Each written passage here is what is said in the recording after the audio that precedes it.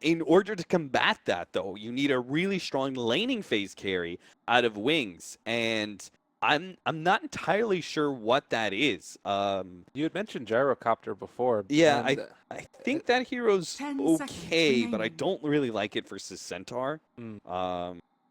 5 seconds It's tough. remaining. Juggernaut's been banned out. A lot of those traditional heroes that you would expect are already out of the pool at this point. Lifestealer, maybe? They don't have a vehicle. It's kind of what I refer to for, the Infest Bomb. You want to have an early vehicle for the Lifestealer, so that's the only reason I didn't mention that hero That earlier. Naga ban is interesting.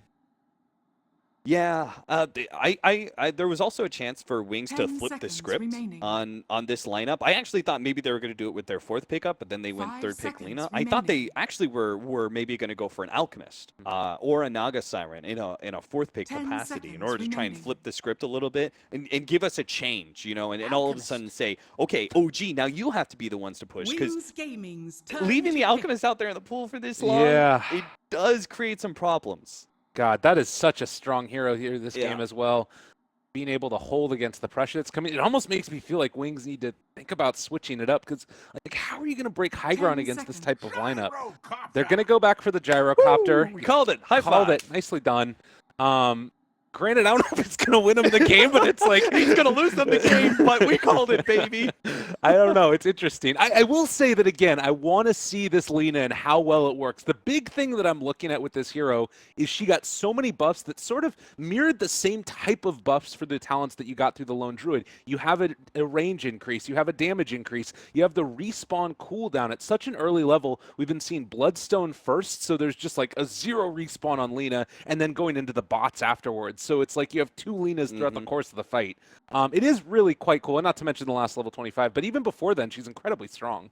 Yeah, I think once you get level 10, you get that talent, the minus 30-second death timer respawn time. Yeah, like that's insane. Like this hero just has no death timer. She's always up. She's always fighting, and Laguna 5 Blade is not that long remaining. with CD either. So, but you are going to need a hyperactive Lina in this game, because you've got both Terrorblade and Alchemist as threats to deal with, and OG, I think they're going to play a very similar style to game number 1, right? Where No Tail was and S4 were playing very hyperactive as cores and moving around the map a whole lot, and we're going to have the same like auto win hero for Ana, right? This hero will auto win you the game once you get a certain amount of farm. The Storm Spirit did it by 25 minutes. Alchemist is going to be something similar here around the same timing, 25, 35 minutes. Those are the sort of timings where Alchemist becomes too big to deal with. So I am not fully convinced in Wings' lineup. I think OG does have a bit of an edge, but I don't think it's massive. I give it like 64. All right, well, ladies and gentlemen, we're getting into this game number 2, Group A action, of course. OG versus Wings, and the TPs are going to head out across the map. It does look like Fly is going to be here, at least for the moment. But again, he could end up heading back towards the bottom. So it is going to be him playing that, and instead it's going to be Jerax on the Rubik. If they do decide to dual lane with the Rubik Centaur, is that something that would work quite well? Is it? It feels a little bit sketchy to me. Maybe I don't know.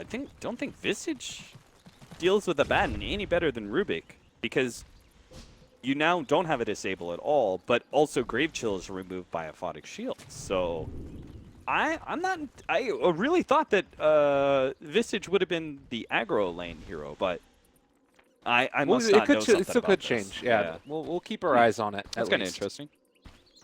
But in the meantime, we do also have, of course, the Ana playing this Alchemist, goes out with a ton of regen. Have we seen, I remember that last game we saw the Poor Man's Shield changes where Terrorblade went out with the double slippers. This time he's starting with the completed one. Sorry, just real quickly, I realized it's kind of obvious, right? It's because you're a Shadow Shaman, right? You have to have a disable, right? Of course, you're on it. You know what's up. So I was just like, that doesn't really make too much sense, but if you don't have something to remove Shackles, Shadow Shaman is a very strong laning phase hero. So, but you were talking about the PMS for Centaur Warrunner. Yeah, it was interesting because, well, you've got one on the Centaur there that he's not going to be able to finish it. He's just got the Poor Man Shield or the Stout Shield instead, right. Since the side chop isn't working that way anymore. So I'm kind of, I think that's something else to keep on our minds is the way that those changes are going to affect the early starting builds too. I think it's because the reason he did this is because he's facing a lot more magic damage from Rocket Barrage. So he feels like he needs the extra regen to have a constant presence in lane, rather than using the efficiency of the poor man's shield against the right clicks of the Luna. Oh man, and why? Gonna potentially be first blood here. S4 on top of him, gonna be going for the right clicks, and there is no way out of that one. Jerax is actually gonna be the one to draw first blood, already with boots. He's gonna be a rich Rubik. Yeah, we said very early on that they can easily aggro tri-lane. There isn't much point to their supports against an Abaddon, so Y really needs to keep this in mind. He both times now has operated as a Shadow Shaman, just going, oh, it's a solo Centaur, I'm going to be super aggro, but it's simply not the case. They're going to back up this Centaur because they have every reason not to be in the safe lane. The other thing to mention, we have Ice doing the pulls. This is something I was going to talk about. Earthshaker in the off lane can pull this pretty consistently. Missed the last hit there. I'm sure it's fine, but it's still good because it means you're getting more efficiency out of the jungle than you otherwise would be able to. I am still not fully convinced that this pull makes Earthshaker wholly viable because in some ways it's like, okay, I don't think you're negating that much farm of the Terrorblade. He's going to make use of the jungle a little bit later on. And also, the offlaner isn't like, it's not like Abaddon's like, oh, thank God for that pull. I wouldn't have been able to lane otherwise, right? Like, he would have been fine. So I'm not fully convinced about this, but we'll see where Ice goes with it and how much farm he's able to obtain in 10 minutes of jungling and roaming around. If he can get Blink Dagger by 15, then it was well worth the effort. But other supports could have had more impact, say, in the mid lane. They could have had more impact in really aggressively opposing a solo Terrorblade at top. So, not fully convinced, but we'll see. All right, sounds good. They did spot out that he made this movement down towards the bottom lane with the ward here. They expected the ward was placed over in this side. Wings did, and they were not able to get that D ward. But nonetheless, they can still at least not be under too much fire in this lane anymore. And you can see that already the rest of OG's supports, they're going to head off across the map and try and get more stuff done elsewhere, although they won't be able to get the rune as it did look like it was already taken away. So top lane, still more aggression mounted against Fly by Faith Beyond. How do you see the next couple of minutes playing out in terms of map movements by the supports? I think OG did the right thing with their supports, putting pressure early on against the Shadow Shaman lane. What they've done now is brought a sentry for Fly into the safe lane and open up that hard camp hole. So if the Earthshaker does go back to his shenanigans of Fisher pulling, they can have an answer to it in a hard camp pull. And they need ways for Visage to be able to obtain farm. This is not a sit-in, try-lane camp. And S4, nice block off there. They got the shackles to boot, and that should be S4 most likely going down. Right clicks, yeah, it's coming through. They got him. But now going to pull Gyrocop to the other side. Shadow getting a little bit of harassment from Jerax for his trouble. I was about to say, like, if they had planned out the Gyrocopter as fifth pick, it does give a lot more relevance to the Earthshaker. Gyrocopter, more than most laning phase carries, takes big advantage of Fisher blocks, right? There are other carries who, like, you get the Fisher block and you feel all excited and good about yourself, but it doesn't actually do anything because the carry's not capable of doing much. But Gyro is one of the better heroes. High amount of damage from Rocket Barrage and low cooldown. Really good stuff there. And I mean, you don't want to ban a Gyrocopter ever. I don't think that just feels bad. But even if last pick, it would be fine. Ice thinking about a block off there now. You say that now, but that I legitimately think Aghanim's Gyrocopter is going to become a big thing. Okay. I think it is quite viable. I've seen it in so many of my pubs that it's kind of won me over. You know, it's just like I've been beaten into submission by countless pub Gyrocopters that I'm finally like, fine, it's a thing. Yeah, that's I can well imagine. We've seen, I mean, it is basically like a double damage rune. You get so much extra farming capabilities out of it. But we can talk a little bit more about the way this laning stage has worked out. One thing to keep in mind, Abaddon is topping the CS right now, 24-3 over the 15-5 of No Tail, 16 now, but it has been a rough go for this guy. Yeah, he's lost some of his CS Fisher pulling. He's got Face Beyond the phase boots always up in his face, but ultimately he will still get the farm he needs eventually, right? It's not like all of a sudden a Terrorblade doesn't have a game because he 10 CS short, you know? So yeah. I think this is a nice threat. You know, it's good for Faith Beyond, but what are you going to do with that farm? That's what I'm concerned about. Last game, he had the extra farm, and he couldn't win the game for them. Not nearly in that 15-minute mark that he needed to. Well, back mid, they're going to try and bring down Blink here. He's dropping somewhat low. Soulsum is going to be able to find that kill in the end. So a nice pickup for Fly. They had a ward in the area as well, and we could see that Blink was just trying to play it as close to the belt as they could as we ended up getting a kill down bottom as well. Another Shackles combo, and Shadow picks one up for himself. Actually, it was Y that got the final touch. Nice. It's always going to be questionable for S4 if he doesn't have a support behind him showing up in lane, just because he's so easily run down by Shackles and Rocket Barrage. Yeah, I think good rotation by OG.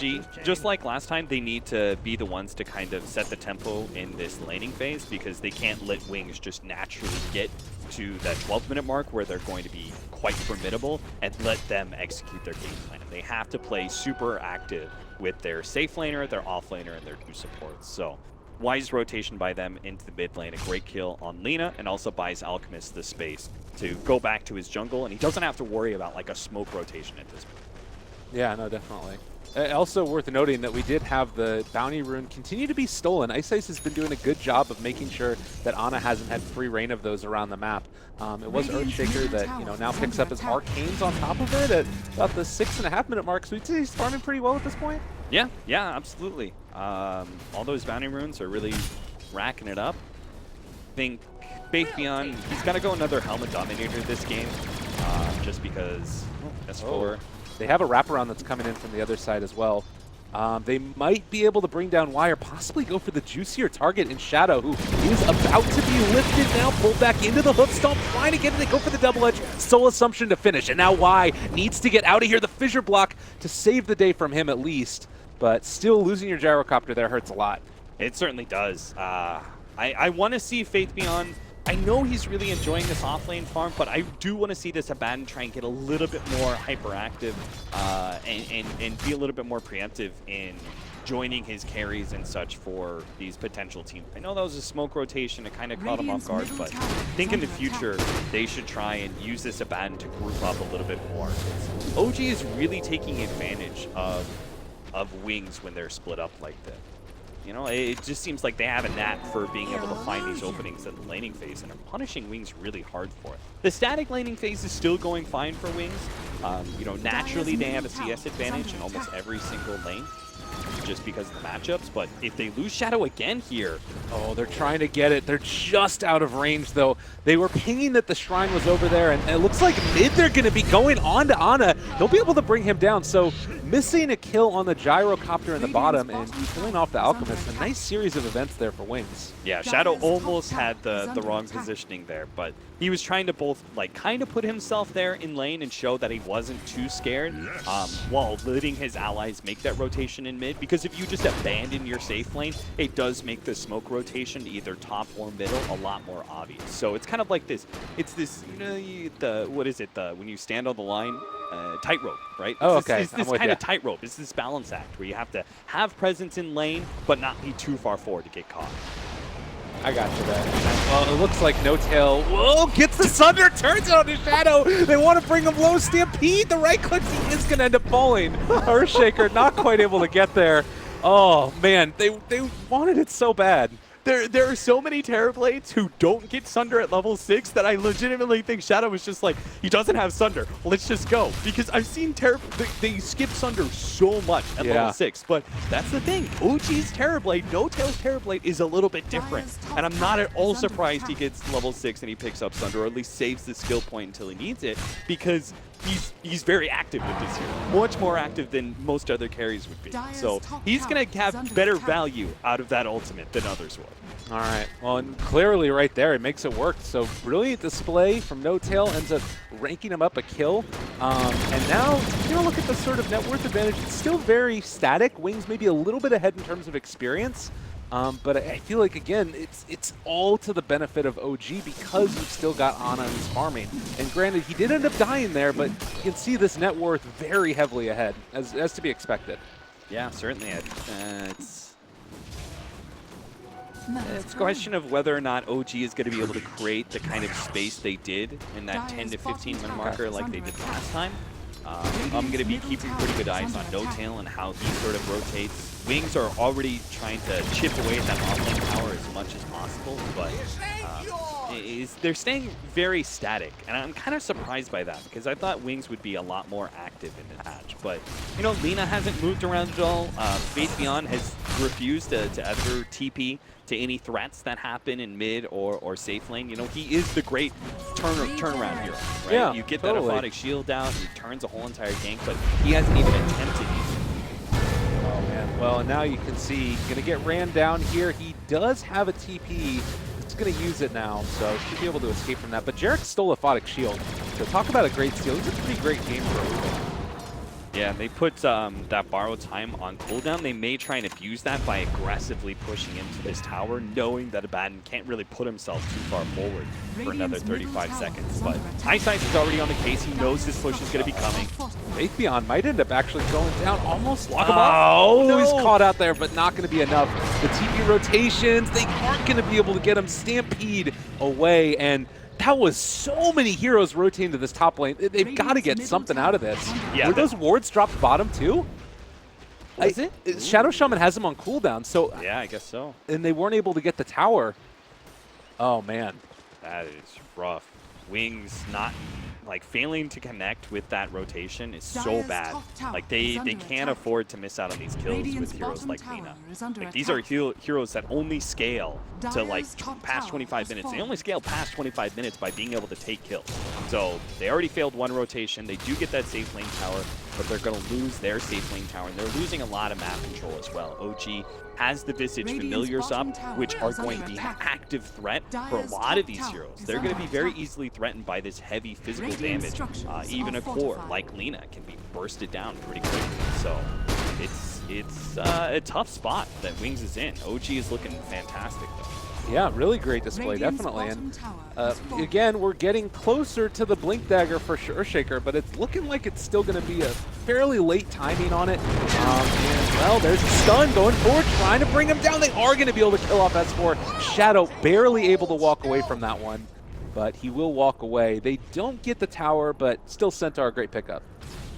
Yeah, they thought the Aphotic Shield on Jerix was going to be enough to kind of bait out that Centaur, but if they had gotten Shadow, obviously it would have been well worth it, but thanks to Shrines, bringing hero down to low HP really doesn't have the same kind of impact that it used to, and it means that Wings can still be aggressive if they wanted to. They're not going to go back to mid. It looks like they gave Gyro some time up at top lane.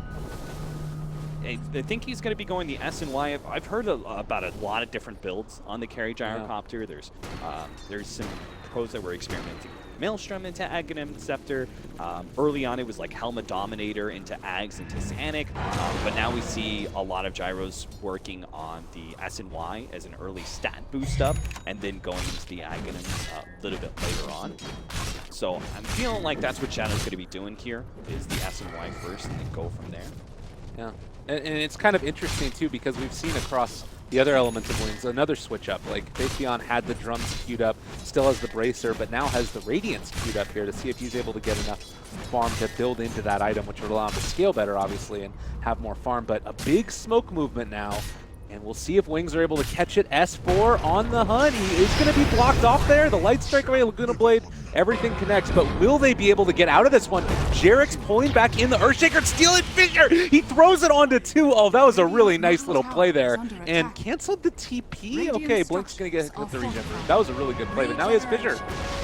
Jarek's, I think he wants to set this up on Shadow before the supports actually rotate over, at least ensure that the mid tower does go down. Tower has fallen. Well, a nice turnaround in spite of the death, and Fishers are just being thrown everywhere at this point. We didn't have enough damage to finish off the Familiar. Oh. Sad times. And Alk almost has his Radiance up too. At least he almost has the Relic up at this stage. So you talked about this hero getting out of control. Do you feel like we're seeing the beginnings of that? Yeah, unless Wings make a smoke play that actually catches him in the next minute or two, I think Alchemist is almost officially going to be out of control, because like him getting the Radiance is not the enemy. not, oh god, he has Radiance, the game's over. But Right. it's more about, like, what have you gotten in the process? And I don't think Wings has really gotten all that much. They're finally going to take this mid-tier 1 tower about 15 minutes in. They've taken the safe lane tower, but that's all. The rest of OG they've kept their off-lane tower alive. They've gotten a lot of farm from Centaur. And this Fisher. Oh my god, it blocks off 3. They're all gonna die. Blink is dead as well. They don't even get the Visage. They don't even get his birds. Oh no. Oh my god, I just look over and I'm like, there are 3 heroes stunned by a Fisher from Jarex. Wow. Oh jeez. Okay, Well, so they got the mid tower, but they lost 3 heroes for it. I mean, this is officially, like, this game is way more one-sided to OG's favor than game 1 was. And the other thing about that too, like we saw the Visage Familiars also taking down the Shaman wards too. Like, Yeah. oh my god, this is feeling so tough for Wings at this point. You're getting closer to that Bloodstone on Lina. Like, she's got the Soul Ring, has the Arcanes, recipes in the bag. How much does that change things with the respawn time? Is that going to allow it to sort of maybe get her into a snowballing state if they win a couple of fights? Like, snowballing phase has to start when you pick up, like, level 8. You've got full nuking power, and it builds from there. They haven't even started the snowball, and they're having a hard time. Like, did you see that Laguna Blade? Yeah. It got thrown out on the Visage, and Gravekeeper's Cloak was just like, no, No. not doing much there. So Dire's middle tower that is under you can't attack. really burst down the Visage. The Visage actively threatens you, both with the Familiars and the heavy nuke. Centaur and Alchemist are very rapidly getting to a point where you're going to have a hard time bursting them down, too. So it's pretty much like Terrorblade and Rubik. And you look at this too, they're about to be able to jump forward and take down Lina again before she gets the Bloodstone. It's just from bad to worse, and it's not really looking like it's going to stop either. Oh man, now the Courier's even caught out on the opposite side of where the rest of the team is, but it doesn't look like they'll get caught. They do get ice! Oh man, do they know? Did they spot him? All right, now they do. Yeah. Okay, yeah, they're waiting. Wow. Well, a really, really unfortunate display here from Wings. It's just looking like OG have the answers to this style of play. They're doing it. I wonder why Wings tried to draft such an aggressive and one-dimensional draft in both Game 1 and Game 2, right? Game 1 was very push-heavy and team-fight heavy. This time around, it's a lot more pick-off heavy and some team-fight with a little less pushing power, but both lineups are very one-dimensional and early-game focused, and they just lose the laning phase a bit too much, fail to actually make proper rotations, and there goes the Courier. Okay. He was trying to use it to scout out the ward, but then No-Tail just... Oh, and they can't get the into ward it real now. quick. Oh no. Oh man. Yeah, that hurts. Yeah, it really does. So, I don't know. I mean, they just didn't really give themselves too many outs, you know? And maybe Wings thinks that this is the way... Maybe it's something to do with OG, and maybe they feel like OG is such a strong team that you just have to focus on one dimension of the game and try and overpower them there. But I don't know. I see a lot of teams giving themselves, outs. Like as in, if the game doesn't go the way we want to in the first 20 minutes, then we have this like late game hero to fall back on, or we have a really strong 45-minute window or something like that, right? Yeah. But Wings, they didn't really give themselves those outs. The game is pretty much over, won or lost by about 25 minutes. And we saw Game 1, they lost control of the game by 20, and it was kind of like 25% chance to be able to get back in it from there. And this time around, I think it's almost already too much. We'll see. They'll have a really strong mid-game power spike with Gyro and Lina and the Blink Dagger on Earthshaker. Maybe they can turn things around there, but again, it's kind of like the plan B, right? You didn't want to go to plan B in the first place. Yeah, and you talk about all of those popular gyrocopter builds that we've seen. Not a lot of them include BKB at this early stage, but they got to go for it. You need this item to stay alive against so much aggression, because even once you get through the magical, there's still a ton of physical damage that's coming out. So very tough situation to be in, and now another smoke movement in. It does look like the birds broke it, and Y, realizing that there was something afoot, will be able to back out. So OG not able to really take down anybody there, but they are still dominating this side of the map, and it's just completely hemming in Wings. Jarex does also have Fissure again. He stole that from the Earthshaker a little while ago, and we'll have it for the next fight. Ice. You got to throw down that enchant totem a little bit more. Yeah. It's difficult, to be fair. Like, it's really hard not to. Oh, he's gonna blow him up. God, they got 2! Oh no, Faithion is on the wrong side as well. That's gonna end up being 3 dead. A great combination. Maybe Faithion gets out. They throw out the Echo Slam. Is it gonna be enough? S4 running away. He's not quite going to drop. Oh, 67 HP. Another block off. JRX, he's all over the damn place. He had Light Strike Array as well. Threw it back onto him. Oh my god, this game's over. Holy shit, that was awesome. JRX just executed that whole entire wing squad. Oh my god. That was so sick. All right, well, Lena's back up again in a second, but it's not going to do him any good. This is going to be a lane of barracks.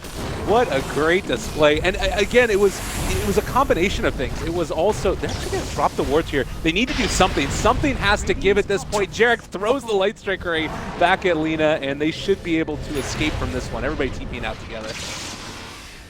Ooh, baby.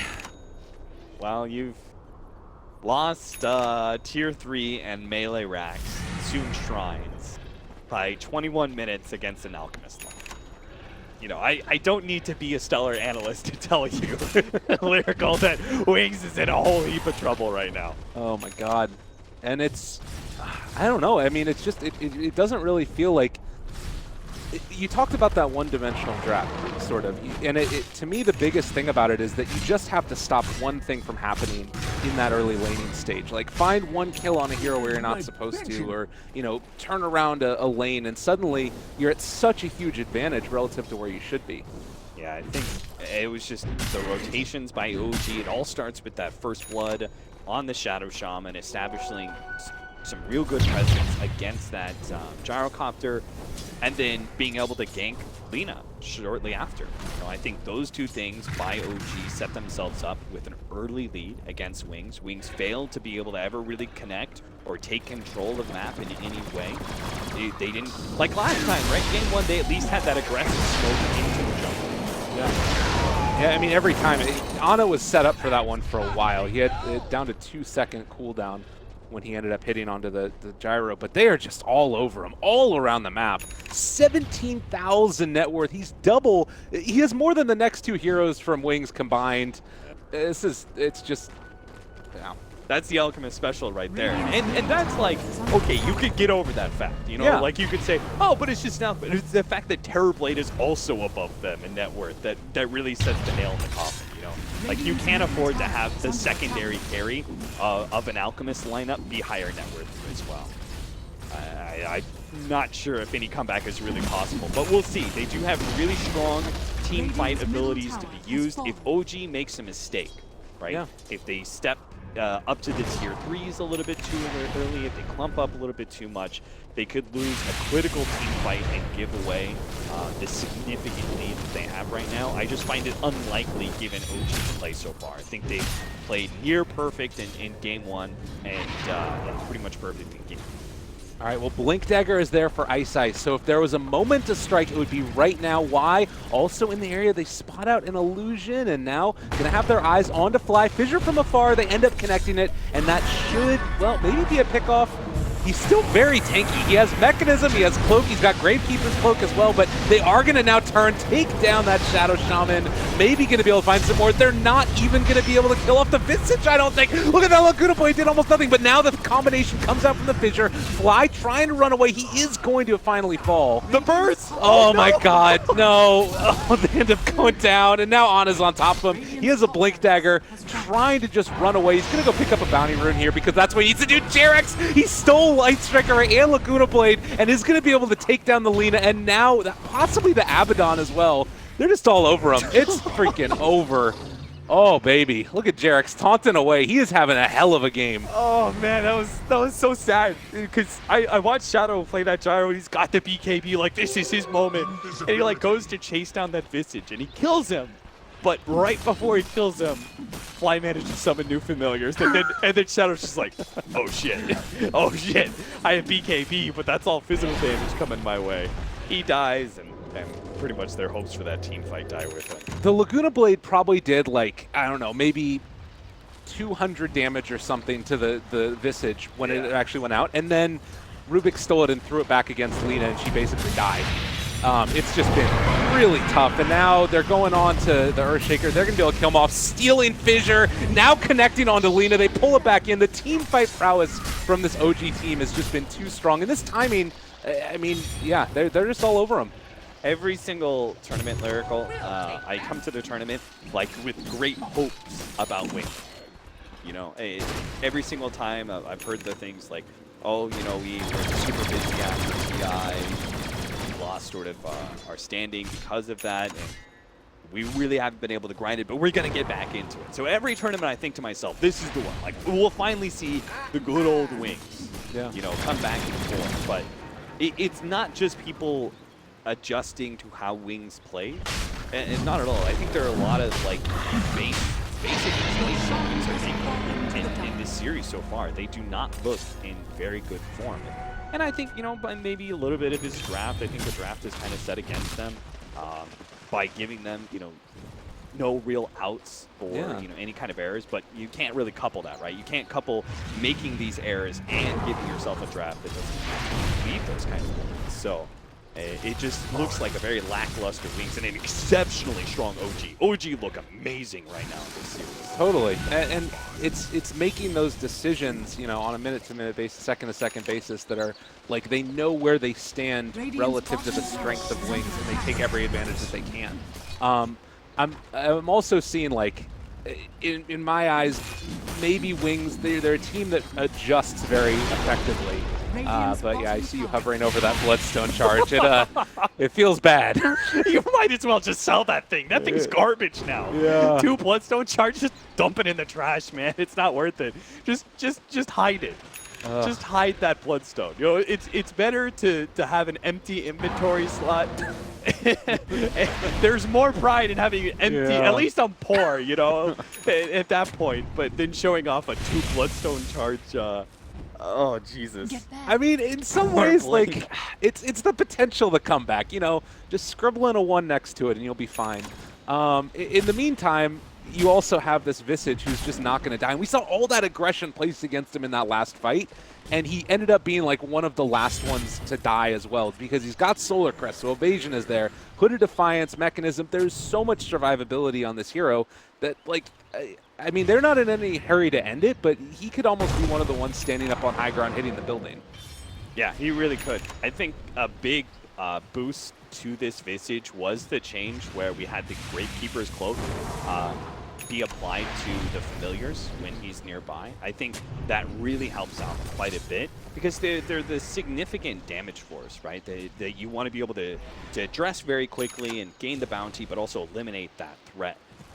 But you just can't seem to kill him, as you can see in teamfight after teamfight. Like it first happened in that mid-fight, right? Where the familiars come in, they addressed the familiars pretty early, but Visage was nearby. The familiars just didn't die fast enough. They managed to get off their stun, disrupt everything with Wings, and then they progressed to have a great team fight with Fissure down and everything. But it all starts with those familiars not being addressed because of this cloak, and that's really what I think gave Visage that big comeback at first, and some of the minor buffs in 7.04 have brought it back. Well, this is potentially time to go all in. No Tail has a DD. They've given the Aghanim Scepter to the Centaur by virtue of that Alchemist, and they're going to start pressuring in here. They're on top of them. A Fissure gets thrown out. They are going to be able to take down this Tier 3 tower. No real contest. They are going to throw out a Glyph. I mean, they're sieging both of them at the same time. They don't even care. And they're under no stress at all here. They're going to deny the tower. That's all hunky-dory. Building's still dropping. Aphotic Shield is there. These barracks they just don't have an answer. Like, they can't even go on one hero at this point. Yeah, then fortunately with the Aegis on No Tail, they can't really just address that threat. And then Anna's just constantly get the Aphotic Shield, so they're trying to go on him because he doesn't have the Aegis, but they just can't. They can't deal with it. Oh god, they're all over him. Faith Beyond, he doesn't have his ulti anymore. They're taking down this. It's going to be Mega Creeps in just a second. No Tail is still going to jump forward. They throw another Fissure. Echo Slam to follow. It's looking kind of okay-ish. There's no pressure at all. There's the call down. They're all going to die again. Fly is on a killing spree. Double for him, and GG is going to be called OG 2-0 over Wings. And I think both scores ended up being around the 8-27, 9-27 mark as well. Cap What can we take away from this series as a whole here, finishing off our first one in Group A? You know, I want to give a bunch of praise to OG because they did look really solid. I think that their